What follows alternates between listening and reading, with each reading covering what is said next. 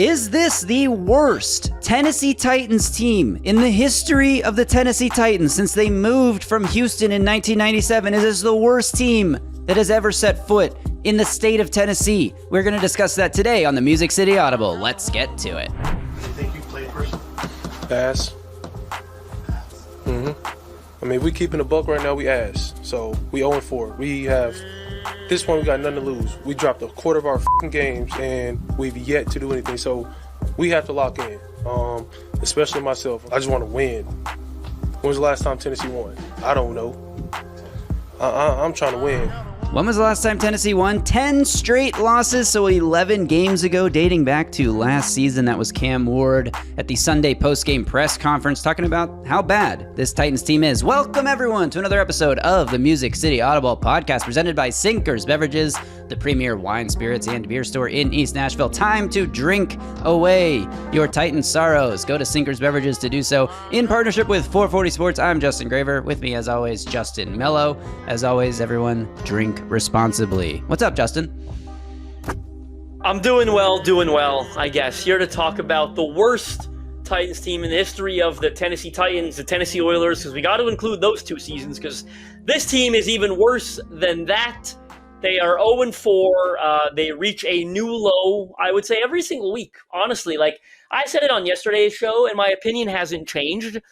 And Easton, I think, wrote an article this morning. Like, if you would have told me, and I said it on Sunday, like, they allowed like two sacks. Like, Cam Ward was sacked like 2 times, 3 times. They turned it over once. They had like no penalties. Like, wow, they must have played pretty well. No, because now they're missing chip shot field goals. They had 2 possessions that gained more than 20 yards. I was going to save that for later, but I said it now. Under 200 yards of all. Like, there's just so many things that always go on. They gave up a 2nd and 33, a 3rd and 17. Like, every time you think they have fixed something, like 37 new problems arise. So, this is an abysmal football team. They did not fire Brian Callahan on Monday. As of this recording, he's 15 minutes away from meeting with reporters, so they're not firing him Monday. Probably not firing him this week. You never know. I don't think he meets with the media on Monday if he's not going to coach the Cardinals game.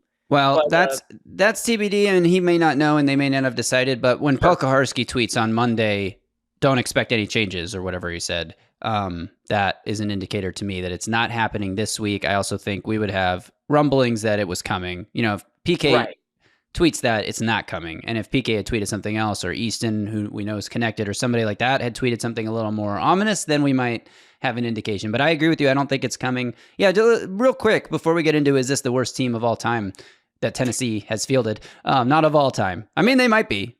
They're not the least talented team of all time, but They are playing like the worst team of all time. Here's just some stats about how badly they got beat yesterday. So the Titans go 2 of 11 on 3rd down. They only have 10 first downs in the whole game. They only possess the ball for 21 minutes and 39 seconds. This is a game where they allowed 20 points in the 4th quarter, meaning most of that 4th quarter is turning into garbage time. They still can't produce. They are running out the clock on their own shutout, as my good buddy Dan Hansis tweeted. At the end of that game, to not give up a safety, they're just running out the clock because they know they don't even care to go try and put points on the board for the moral victory of it. They're okay with just getting shut out. They get outgained 353 yards to 175 yards. They average 3.8 yards per play compared to 5.4 for Houston. They only run 46 plays compared to 65 for Houston. It is a failing across the board. The offense cannot stay on the field. The defense cannot get off the field. They are getting treated like, these are not quite as bad, but this reminds me of the team box score stats looking at Texas against Sam Houston State, who is like one of the worst college football programs in the country. Just like a complete and total domination by one side who is vastly superior to the other. And this is a Texans team that was 0-3 coming into this game, averaging a hair over 12 points per game, one of the worst offenses in football, and the Titans are so bad they make Houston look like a good team. Yeah, I think the stat that jumped out at me the most from this one was they had 2 offensive possessions that gained 20 yards or more. that actually sounds impossible. Like, I don't know. And hold on, I want more context. My favorite part of that is you got to factor in one of those drives that gained more than 20 yards of offense was the first one, and it featured a miraculous Cam Ward off-script throw to Alec Iomanor down the field. That, by the way, was their first play this season that had gained 30 yards or more. I think that passing play went for 33 yards. So in week 4, going into week 3, every other offense in the NFL had at least one play that had produced 30 yards. Titans had none entering week 4.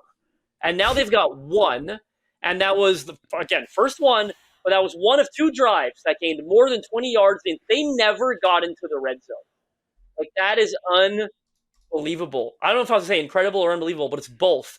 And look, I'm not even going to say, I don't know if they called the penalty on Cam Ward, they're in the red zone, they hit to the head. I don't care. They wouldn't have earned it, right? Like, 2 possessions that gained more than 20 yards.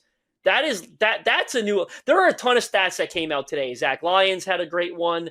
Terry McCormick had a great one. I'll throw it back to you. But the 2 drives for 20 yards, that is just, I think those were the only 2 drives that lasted more than like 3 minutes. You get 40 seconds per play. Like, they did not have the ball at all in this game. And that's because they can't convert. They can't move down the field whatsoever. Terrible. Nor can they stop the opponent from converting. No. A bad offense. Again, I'll just say it one more time. A bad offense. Yeah. So do you think, Justin, I'll ask you, do you think this team is resilient and relentless?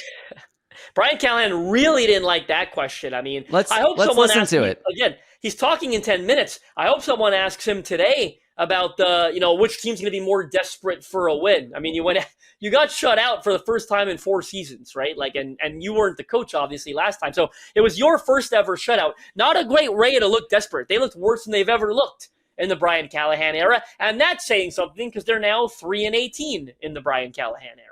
Yeah, it wasn't quite as bad as like the Commanders game from last year, but that's because the defense played a little better. The offense was worse than any game, obviously. First shutout, worse than any game Callahan's ever coached. Let's listen to how Brian Callahan handled that question from Paul Kaharski at Sunday's presser. You may have probably heard, I'm sure most Titans fans have heard this because it's all over Twitter, but it's fun, so we're going to play it. Do you think this is a resilient and relentless football team? I know what you're doing there, Paul. I know what you're doing, and I'm not going to answer that shit right now. Well, I mean, those are the things that you've tried to catch on this football team. You're 20-some games in, and you're stuck. I'm just compose myself here before I say something I regret. But yes, I think this team is resilient. I think it is relentless. We haven't played good enough football, and I think those are 2 very distinct, different things. We have to execute at a better level. We have to coach better. That's really all I can say.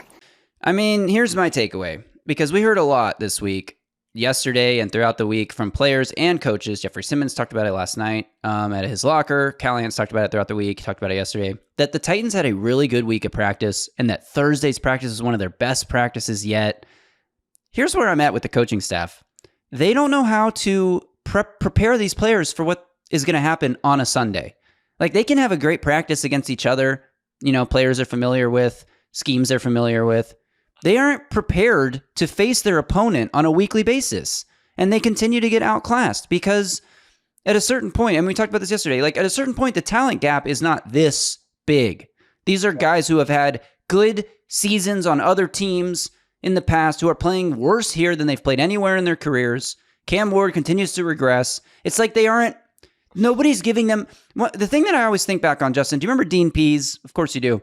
Defensive coordinator, first defensive coordinator under Mike Vrabel. And I remember Kevin Byard talking about this with Dean Pease, that every week Dean Pease would give them giant notebook stack packets of tips and notes and tendencies and all the little things to expect from the opponent that week. And the players would study these and they'd have that extra intel, gives them that extra half second of time to make a play that they wouldn't have made. Remember how good Dean Pease defenses were? Remember the just absolute suffocation of Lamar Jackson and the Ravens in the playoffs? It's like, I don't feel that anyone on this staff or any of these players are doing that. None of the players know how to do this or know to do this or don't have the time to do this. And the coaches aren't doing this. Like, yeah, it's extra work. And maybe if you're a professional, you shouldn't need necessarily somebody to do that. But why not find every edge you can find? It makes me think of the big ongoing spat that's happening in the league right now between Robert Saleh, the Niners, and Liam Cohen of the Jags, where Robert Saleh last week, if you missed it, if you don't follow the full league,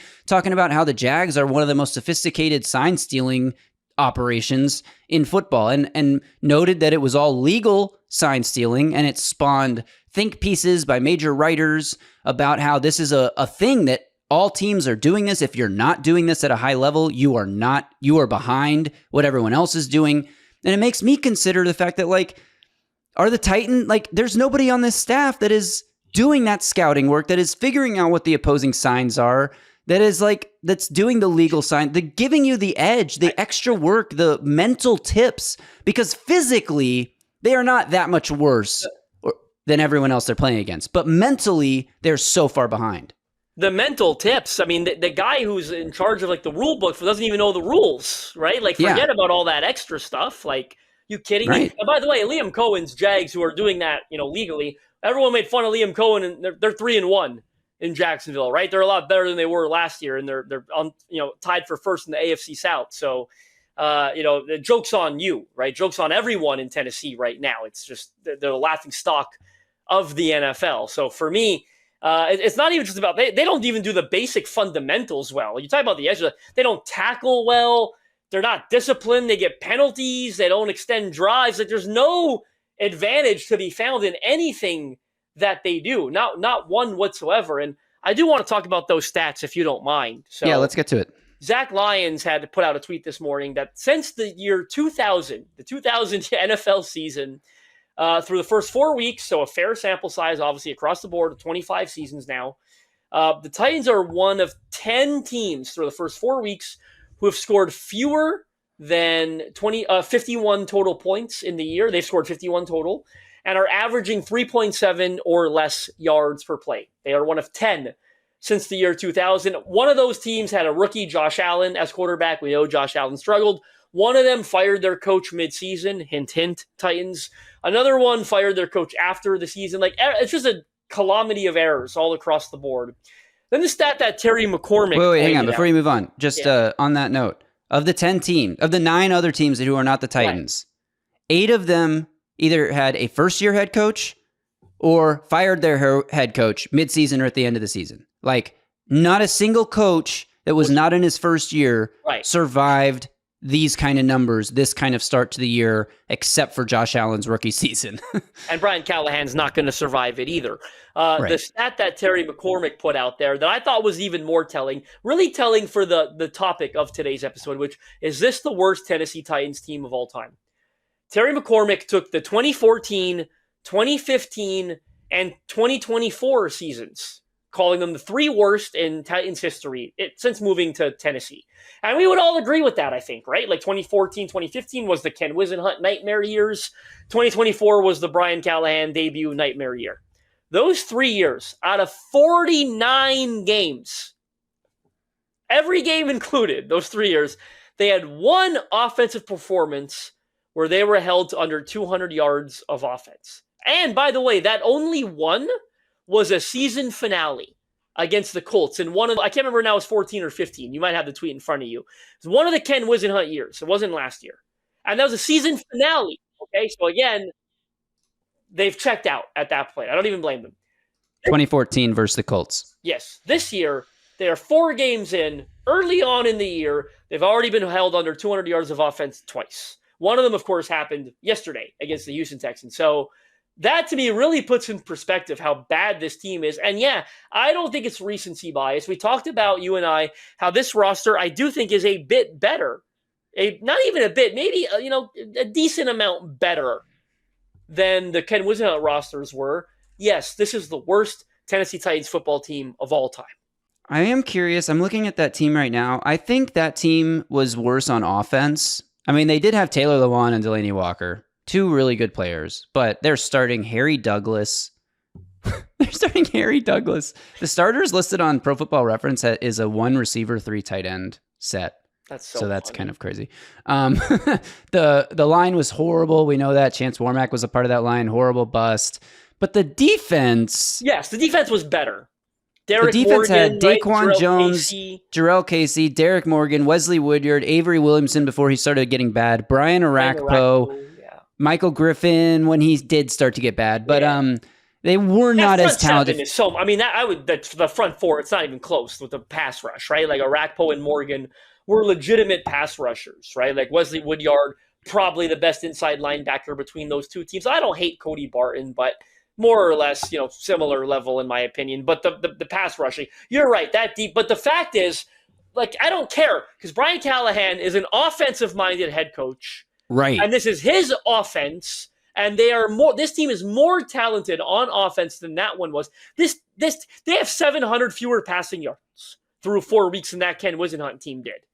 And Ken Wisenhunt's team was worse, on paper. So yes, this for me is the worst Tennessee Titans team of all time, no doubt in my mind. And I would be beyond shocked if this version of the Titans ever had a game like Mariota's debut, we just we're talking about this right now. Kendall Wright, Dorial Green-Beckham, Antonio Andrews, a terrible line. They did not have talent on that team. And Mariota starts his career going 13 for 16 with 4 touchdown passes. I mean, that's never going to happen with this version of the Titans. And that's why I think you can really point to coaching, because even the worst teams have good games. The any given Sunday thing does not apply to the Titans. No. Any given Sunday, the Titans are going to get their ass kicked. Yeah. That's just the reality of the situation we're in. So I don't know. I do feel like I'm falling into recency bias if I agree that it's the worst team in Titans history, but I also feel that that's accurate. I feel like that's right. I can't find the wins on this. I can't, again, how many people are in my mentions? Oh, they might win the Raiders game. They're not winning the Raiders, not unless they fire Callahan next week and they get the new head coaching job. I still wouldn't guarantee they're winning that game. But the fact that you think they even have a chance, I still am getting people telling me they're the Patriots game. The Patriots game, Mike Vrabel's going to dog walk the Titans in a couple of weeks, and he should be arrested for indecent exposure. How much joy he's going to get out of beating the Titans up and down that field. Any given Sunday, you said it perfectly, does not apply to the Brian Callahan. They are getting worse every week. The margin of defeat has gotten larger every single week. And it's not like this. And guess what? This is what's really funny too about that stat. The margin of defeat is getting larger, but in theory, the opponents are getting easier. They started with the Broncos and Rams, and then go to the Colts. The Texans were winless, and the largest margin of defeat was against the 26 points. They are getting worse because they don't have the coaching to survive on a week-to-week basis. Exactly. I mean, what else can you say about this team? Except that they, I look at guys like L'Jarius Sneed, and I'm pissed at L'Jarius Sneed. L'Jarius Sneed has been a disaster, a disgrace. The fact that he's at his locker yesterday. History since A.J. Brown. He's the second worst trade in modern Titans history. I agree. I think that's that. But when he's at his locker yesterday, and Paul Kaharski's asking him, after you talked last week, how do you talk about giving up a 37-yard catch to Nico Collins on second and 33. And his response is, that's the only play you saw? It's no, that's not the only play, but that's the only play that matters, dude. You can't give up a 37-yard catch on second and 33. But guess what? Why is the Titans defense holding the Texans to 6 points through 3 quarters and then giving up 20 in the fourth? Because they're looking at the unit across the way from them. Yeah. They're supposed to be supporting them. When they hold their opponent to 6 points through 3 quarters, they should have a lead. They've done enough as a defense to have a lead. But the offense has failed them so miserably, they're looking around like this offense can't gain 20 yards on a drive. What's the point? What are we doing out here? Why are we putting our bodies on the line for this? What, are you kidding me? So that's what starts to happen when one side is so bad, it affects both sides. And I actually thought about this. I mean, we talked about this from the standpoint of Cam Ward is going to inject some life into the defense because it's going to give them the confidence that they know that they have somebody on the other side that can go get those points. Not true. Not with this coaching staff. Not with this offensive system. I haven't gotten all the way through, and we're going to save this for tomorrow, but I've been watching some of the All-22, and it's did Cam Ward play his worst game? Yes. Absolutely. Does he need to be more accurate? Yes. But specifically, for example, on the missed throw to Chigakonkwo that's early in the game, that's one of the plays I've gotten to. Like, he could have completed that pass to Chigakonkwo, and Chig gets lit up by a downhill crashing defensive back. He's going to gain maybe 1 yard. It's going to be a painful moment. And that's like that. You're trying to avoid that. I wouldn't shock me. Cam Ward talked about this after in his postgame press conference. Paul Kaharski asked him, like, do you need to be more accurate? And he's like, some throws I missed, but some throws look inaccurate. They're throwaways. And I think that could be one of them. I'm not trying to excuse him because, again, it was his worst game. And I'm not not making up excuses for him. But we don't know that wasn't, like, that miss could have been a throwaway, because even if he completes it, it's going nowhere. And there are a ton of snaps where he simply has no option there's nowhere to go with the ball. I think the two passes that he made, the Titans fans are probably criticizing him the most for. And it's kind of ironic. It's that one to Chig and the one to Tyler Lockett that was inaccurate on the sideline that would have come back anyway for a penalty, right? Because they had an illegal formation. One of the penalties they always get once a drive, it feels like an illegal formation. It's like, yeah, I mean, you still want to see him hit the throw because maybe he doesn't know that flag's being thrown. I don't know, but the point is, it's pretty ironic that the two throws he's probably getting the most criticism for meant absolutely nothing in the context of the game. It would have come back. The Io Manor interception was inaccurate too. I thought it was behind him. That's why it's a tipped ball and it results in an interception. Like that one, you can't excuse for either. But and yes, he's got to be better, absolutely. But to me, it's obvious that coaching is the biggest problem. I'm a little disappointed that they didn't fire him on Monday. I thought there was a half decent chance. I didn't think it was a guarantee, but I thought there was a half decent chance that it was going to happen. But lo and behold, it did not. Is he talking? Like, he's talking right now. Yeah, I've been waiting for it to start. It hasn't started. Yeah, I have one more thing to say on this pod before we get out of here, and that's sort of on the idea of, like, there are still a contingent of Titans fans. Oh yeah, he started. He's talking. We'll react to this presser tomorrow, but there's a contingent of Titans fans who still believe that, like, Callahan shouldn't be fired yet. What difference is it going to make? It's not going to fix anything. The roster's so bad. Who could win with this team? It's at this point, it's not about fixing anything. Like, yeah, you're not going to fix it by firing Callahan. The team's not going to magically get better because an interim coach takes over mid-season. Like, how many changes can you even implement mid-season? You can't install a whole new playbook. You're not obviously going through a cycle of roster turnover. Like, yeah, it's not going to get better. But you got to send a message to the roster, to the players that are putting their body on the line every week, that what is happening is not acceptable. And we know that as your upper management. We see that this is not acceptable. And when things that are not acceptable are happening, we hold the responsible parties accountable. There's no point in letting him continue to coach. It doesn't matter if you're going to get better or not get better. What is happening is Brian Callahan is building bad habits. It is festering a bad culture in the locker room. All the goodwill, all the work he did with the offseason competition to build up a culture of camaraderie and all that, it's all lost already. You're 0-4. You know how many teams have made the playoffs after starting 0-4 in the history of the NFL? One. Happened in 1992. That is not going to happen for the Titans. It has not happened since they went to the 17 playoff format. It has not happened since they went to an 18-week schedule. It's not going to happen. Titans are not starting 0-4 and making the playoffs.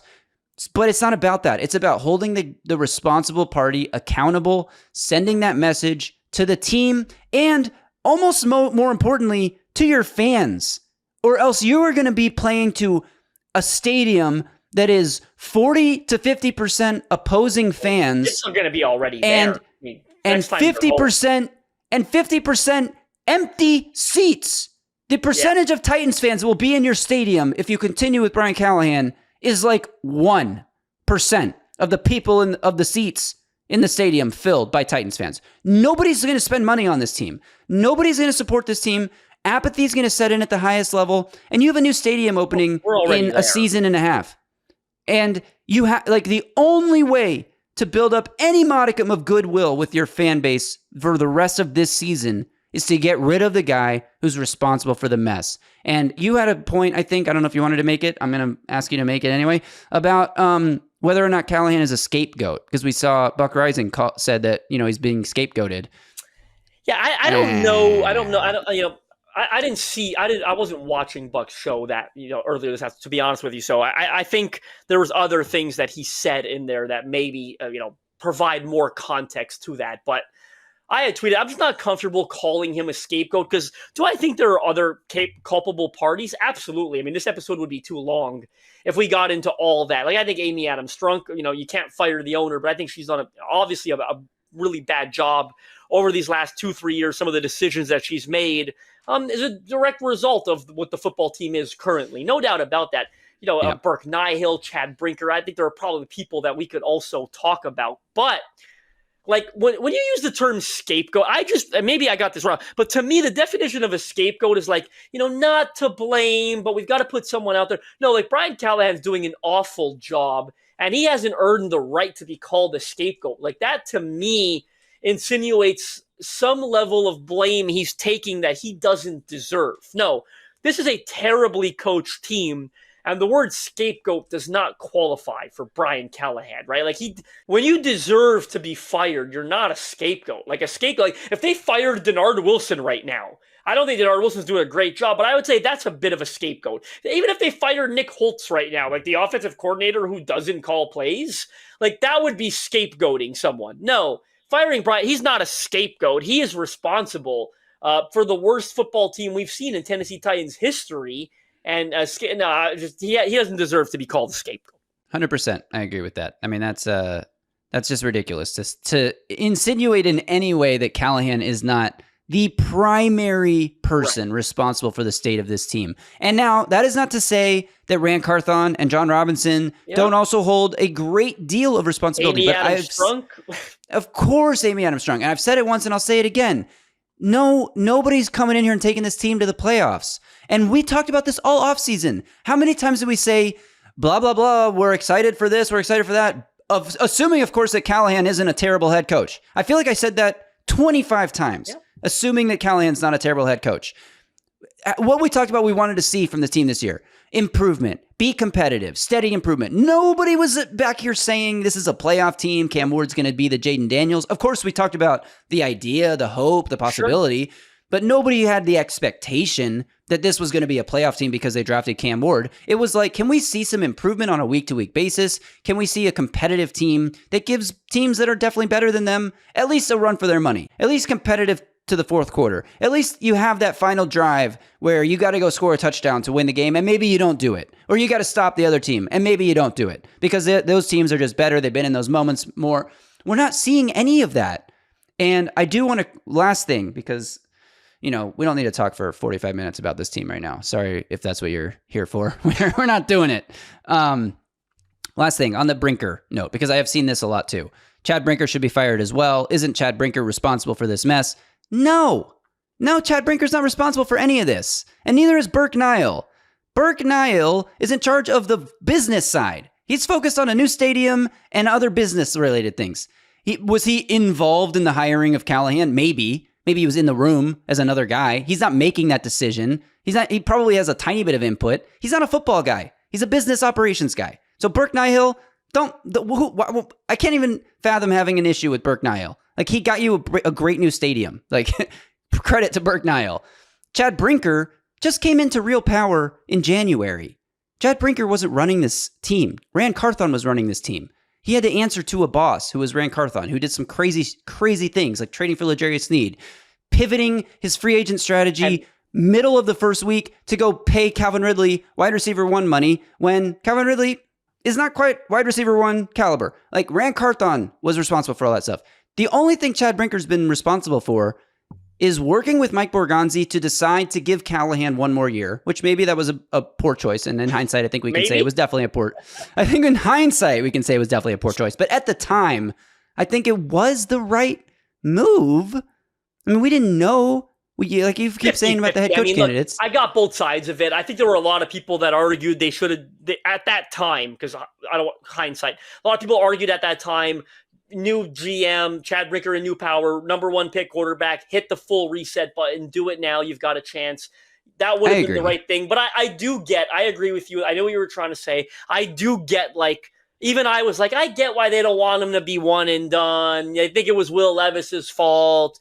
They want to give him another shot. Like, I did see the other side of the coin, and I'm not going to pretend that I didn't. But benefit of hindsight, absolutely they should have hit the reset button. They did it. And I'll say this on Chad Brinker too. I think a lot of Titans fans dislike him, but Brian Callahan or Rand Carthon, both of them don't strike me as a Chad Brinker kind of guy. And I'm sorry if that sounds like I'm letting him off the hook. Not my intention. But when I think of Chad Brinker and the Packer way and Elliot Wolf and Ron Wolf, you know what I get in all honesty? I think Chad Brinker and Mike Borgonzi, I hope I'm not proven wrong a couple of years from now. I get that they're like John Robinson, Mike Vrabel type guys. You know what I mean? And you can think negatively of that if you want. That's fine. But the point is, what's undeniable, you can't push back against, is that Brian Callahan and Ron Carthon are like the anti-John Robinsons and Mike Vrabel types. I think Brinker likes old school football guys. You've heard them, draft and develop, whereas Rand Carthon is like, let's just throw $100 million in free agency and fix this problem. And Brian Callahan is in my opinion, is a new school age type of coach, right? The offensive nerd who's great on the whiteboard, X's and O's, but can't lead, can't teach, and doesn't know how to develop culture and things of that nature. That is the anti-Mike Vrabel. I think Mike Borgonzi and Chad Brinker are old school football guys. I don't think those are their type of people. And I look forward to them getting an opportunity to hire their type of coach whenever that comes. I mean, it's going to come in January, because even if they fire him next week, whatever, it's going to be an interim guy in charge. So you can hate Chad Brinker if you want. I look forward to him getting an opportunity to hire his kind of guy. Yeah, the only real evidence we have of what Chad Brinker is doing for this team is this past draft, where he worked closely with Mike Borgonzi, and that draft looks pretty promising. Jury's out on Femi Oladejo. That might have been, Kevin Winston hasn't played yet. We haven't seen Jackson Slater or Marcus Harris much, if at all. But for the most part, I mean, you're not going to go 9 for 9 in a draft anyway. For the most part, it looks like a pretty promising group, enough to earn another chance. So people calling for Brinker to be fired, that to me is overreactionary, because the team sucks and you want to see heads roll and you want to see people pay for the team sucking. That should start and end with Brian Callahan, at least for this year. And then we'll see what happens in 2026. But that's it. That'll do it for the show. Tomorrow, Justin, we're going to either react to Brian Callahan being fired. Don't expect that we'll be doing that. That's not going to happen. Or we will be questioning why he hasn't been fired yet. Yep. And we're going to dive into why we think that is the case. So come back tomorrow for one of those two topics. And it'll be a lot more measured, in my opinion, because we'll actually analyze and theorize like the why. We're not just going to sit here and say he should be fired. Like, yes, we think that, but let's actually theorize why and see if we can come to a conclusion on what their thought process is. Yes. So we'll do that tomorrow. Thanks to everyone for tuning in. Make sure you subscribe to the channel, hit that like button, drop a comment below. Where are you at on this team? Like, what brings you back to the team every week? Is it you want to watch Cam Ward because hopefully at some point it's going to click for him and he's going to throw for more than 200 yards in a game and maybe have a multi-touchdown outing at some point in his life? Like, maybe? Or are you not even coming back anymore? Are you just tuning into our show and just forgetting about the Titans? That would be quite an honor for us. But we appreciate all of you. Thanks again to Sinkers Beverages. Check them out, sinkersbeverages.com. We'll be back tomorrow. Until then, y'all stay safe out there. And of course, I got to hit the one that this is. Y'all stay safe out there and Tighten down.